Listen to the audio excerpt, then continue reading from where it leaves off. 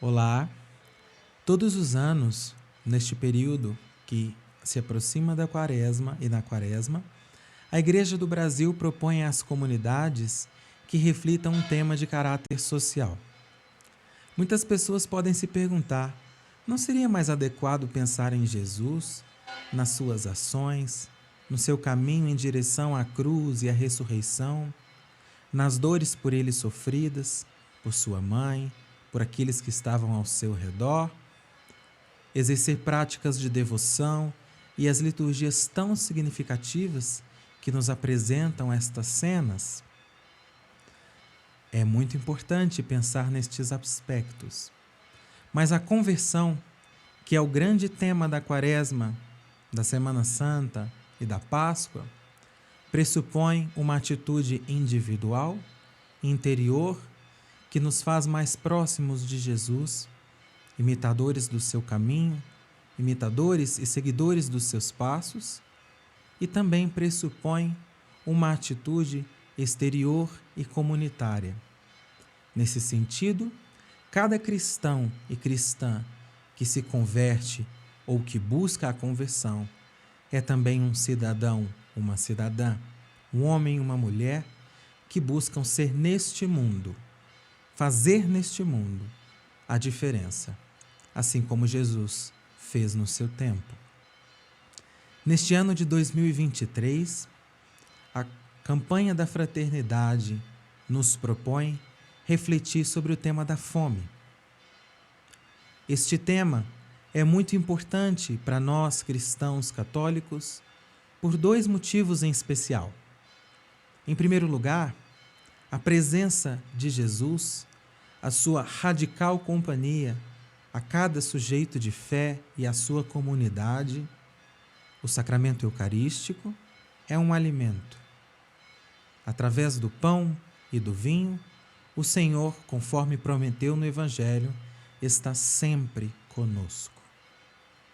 Em segundo lugar, as narrativas das Sagradas Escrituras são enfáticas ao afirmar: é Jesus quem o diz. Quando o Filho do Homem voltar, ele nos dirá: quando tive fome, não me deste de comer. Este tema, portanto, deve nos provocar a todos, enquanto cristãos, sujeitos de fé, chamados a ser como Jesus. Neste ano, a campanha da fraternidade, que tem como tema Fraternidade e Fome, traz como lema um trecho do Evangelho de Mateus, que significa, que traz a reflexão a respeito da fome no cenário da multiplicação dos pães. O trecho é: dai-lhes vós mesmos de comer. A cena da multiplicação dos pães é muito importante para o autor sagrado, de tal forma que ela é repetida nos evangelhos por 6 vezes. Todos os evangelistas narram esta cena da multiplicação dos pães.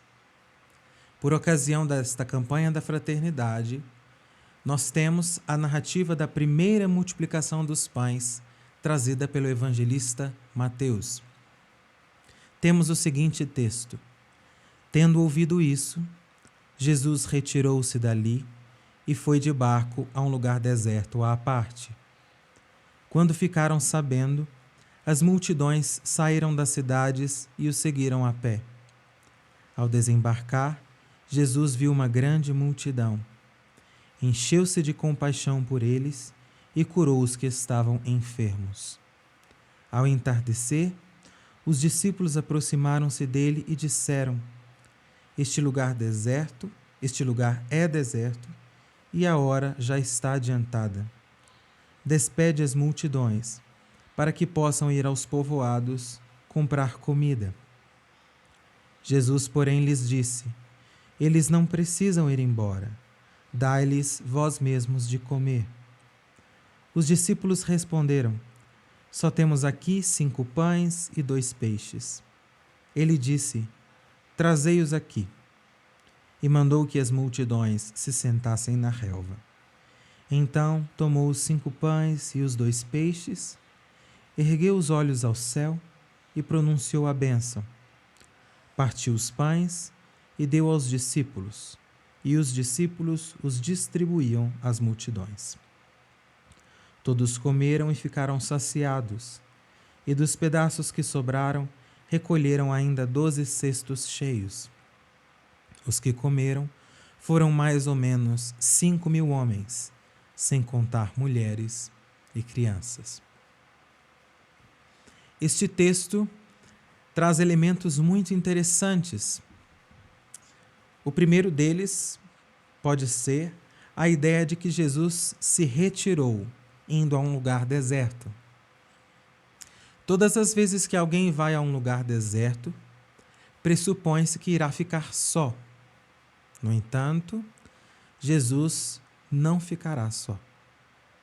Ele é encontrado pela multidão. A multidão o segue. A multidão sai da cidade a pé e vai ao encontro de onde Jesus estaria. Ao descer do barco, Jesus vê a multidão. O texto bíblico usa uma expressão muito interessante. Ao ver a multidão, Jesus encheu-se de compaixão e, indo ao encontro da multidão, curou os que estavam enfermos. É interessante porque uma multidão não provoca, num primeiro momento, o sentimento de compaixão, a não ser que seja possível ver que esta multidão precisa de algo. Nesse sentido, podemos perceber que o Senhor tem os olhos abertos. Não apenas aquilo que a sua visão pode ver, mas ainda mais. Ele vê além. Vê que cada uma daquelas pessoas, sobretudo os doentes, apresentam uma necessidade. E Jesus vai ao encontro desta multidão. É como se pudéssemos dizer que, ao ver que aquela multidão precisa de algo, Jesus é atraído a ela. Essa é uma atitude muito comum de Jesus. Parece-nos que a vocação fundamental que move o agir do Senhor é ir ao encontro daqueles que precisam dele. Parece-nos que o Senhor não conhece outro caminho, senão o caminho de ir ao encontro daqueles necessitados. Num primeiro momento, portanto, Jesus vê que a multidão precisa dele e oferece a esta multidão cura. Em segundo lugar, passado um tempo, porque o texto nos diz que é ao entardecer, pressupõe-se, portanto, que a multidão permaneceu com Jesus. Os discípulos vão ao encontro do Senhor e pedem que ele despeça a multidão, que peça à multidão que vá embora, para que a multidão, cada uma daquelas pessoas, encontre o que comer, sacie a sua necessidade. Parece-nos uma preocupação justa, afinal, os discípulos estavam preocupados com a fome da multidão. Mas o Senhor dá um passo além. O Senhor coroa a preocupação dos discípulos com uma responsabilidade. O Senhor diz aos discípulos que a multidão não precisa ir embora, porque agora é responsabilidade dos discípulos saciar a necessidade daquela multidão. No segundo momento, portanto, Jesus entrega aos discípulos, naquele tempo, e entrega também a nós, hoje, a cada dia, a responsabilidade sobre as necessidades de cada pessoa, de cada multidão que está ao nosso redor. Os discípulos respondem ao imperativo de Jesus, dizendo que não tem quase nada, senão os pães e os peixes. 5 pães e 2 peixes. O que os discípulos não haviam entendido neste momento, mas que o Senhor os fazia entender, é que diante do Criador de todas as coisas, diante da palavra que dá forma a toda a criação, nada é pouco, nada é insuficiente, nada é pequeno. Os discípulos dizem a Jesus, portanto, que tem apenas 5 pães e 2 peixes. O Senhor pega deste apenas 5 pães e 2 peixes e com ele sacia a fome da multidão, e não apenas, mas após a saciedade ainda restam 12 cestos cheios de alimento que ele guarda. A segunda atitude de Jesus, portanto, é, para além de perceber que a multidão tem fome, ele age em prol de saciar a fome desta multidão. Se antes a multidão que foi ao encontro do Senhor era movida pelo desejo de ouvir a sua palavra de salvação, agora esta multidão tem fome de pão. Como aquela multidão no deserto também tinha fome de pão.